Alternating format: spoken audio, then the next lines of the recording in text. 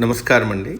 ఈనాటి కథ పేరు సాధన అంటే ఇలా ఉండాలి. వివరిస్తున్నది మీ విజయభాస్కర్. దక్షిణ దేశంలో తిరువళ్ళువార్ అనే పేరును విననివారు అరుదు. అతడు మహాభక్తుడు, జ్ఞాని, నేత నేసి తన సంసారాన్ని నిర్వహించేవాడు. వారంలో ఒకనాడు పూర్తిగా భగవంతుడి సేవకు వినియోగించేవాడు. ఆయన భార్య వాసుకి కాపురానికి వచ్చినప్పటి నుంచి అన్నం వడ్డించేటప్పుడు భర్త ఆదేశానుసారం విస్తరి దగ్గర ఒక దొన్నె నిండా నీరు, ఒక సూది ఉంచుతూ ఉండేది. అయితే భర్త దొన్నె నీటిని కానీ సూదిని కానీ ఎన్నడూ ఉపయోగించలేదు. వాసుకి అంత్యకాలం సమీపించింది.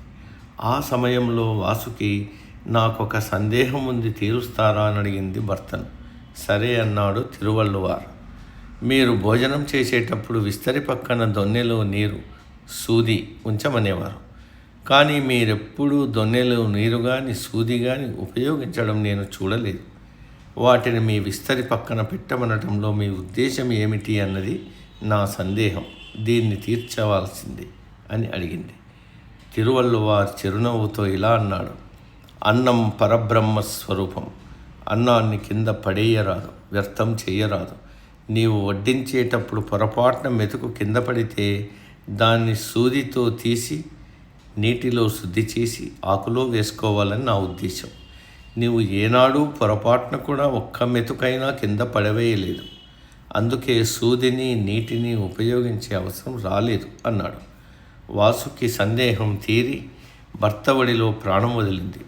తిరువళ్ళువార్ అన్నాన్ని బ్రహ్మగా భావించాడు. అతని భార్య అన్నాన్ని బ్రహ్మభావంతో కింద పడకుండా జాగ్రత్తగా వడ్డించింది.